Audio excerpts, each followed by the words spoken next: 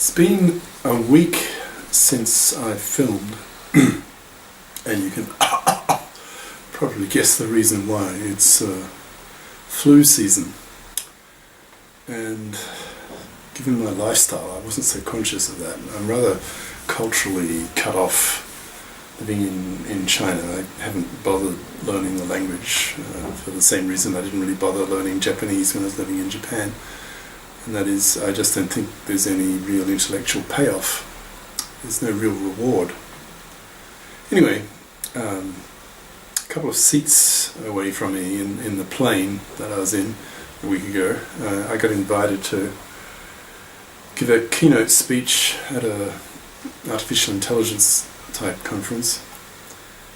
And there was a woman a couple of seats away, hacking away, coughing, spluttering, and I'm pretty sure she gave me the flu virus. So a day or two later, I was getting all the symptoms, and I'm only now sort of borderline mentally, physically recovered to film again. But my hours got completely shot because I was just so knackered by the virus.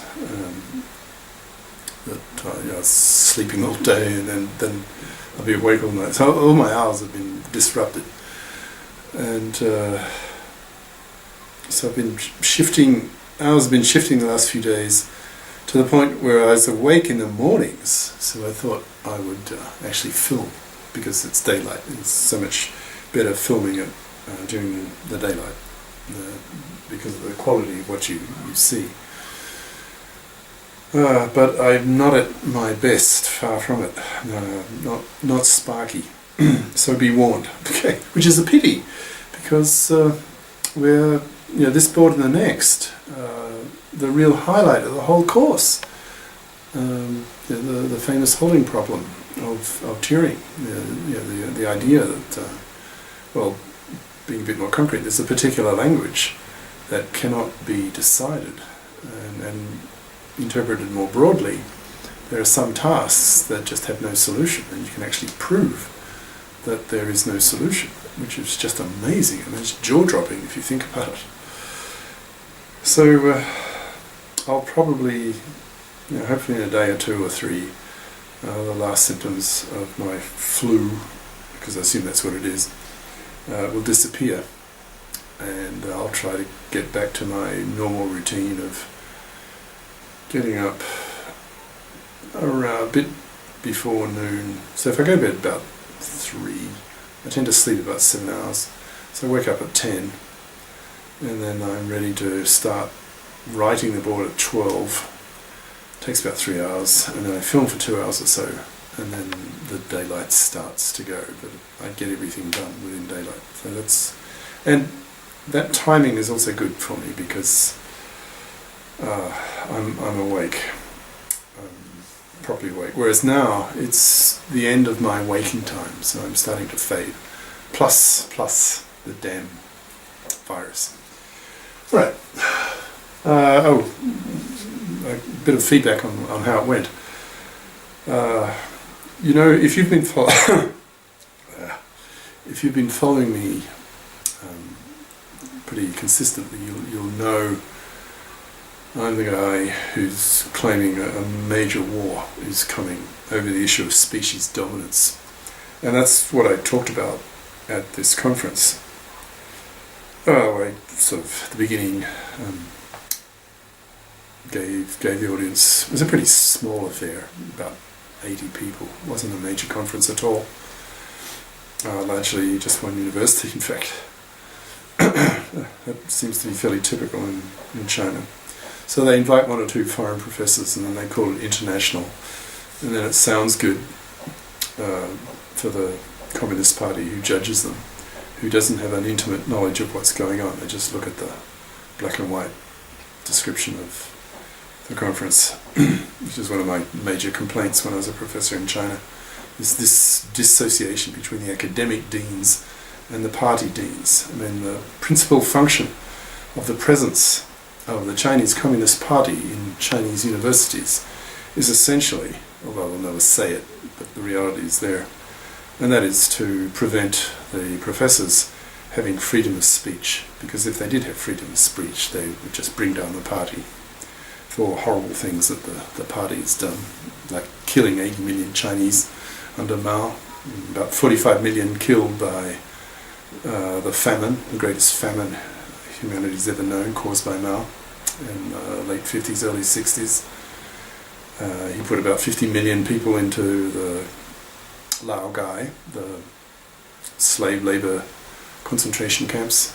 About half of them did not come back, so that's another 25, that's up to 70 million, another 10 or so with the Cultural Revolution, the anti-righteous campaign, and so on.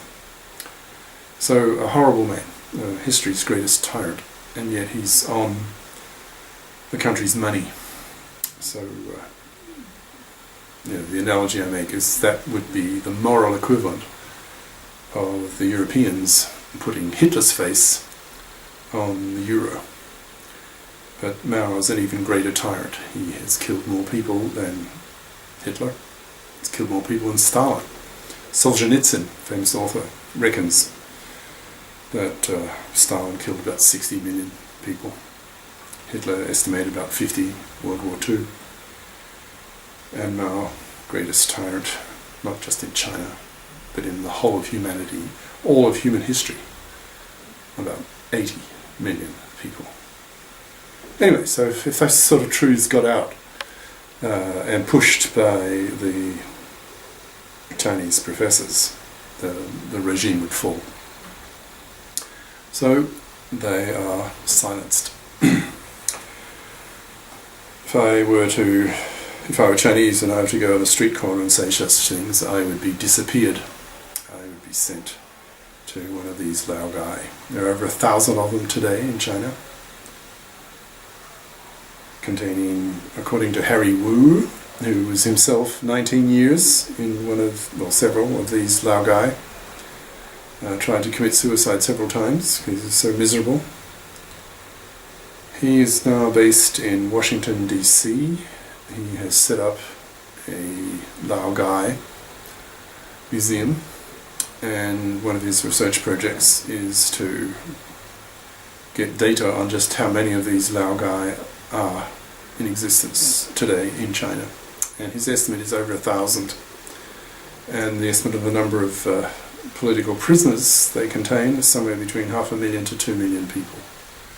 That's the moral standard of China. Anyway, I tried to shock them. I think I gave a fairly clear expose of why I think a war is coming.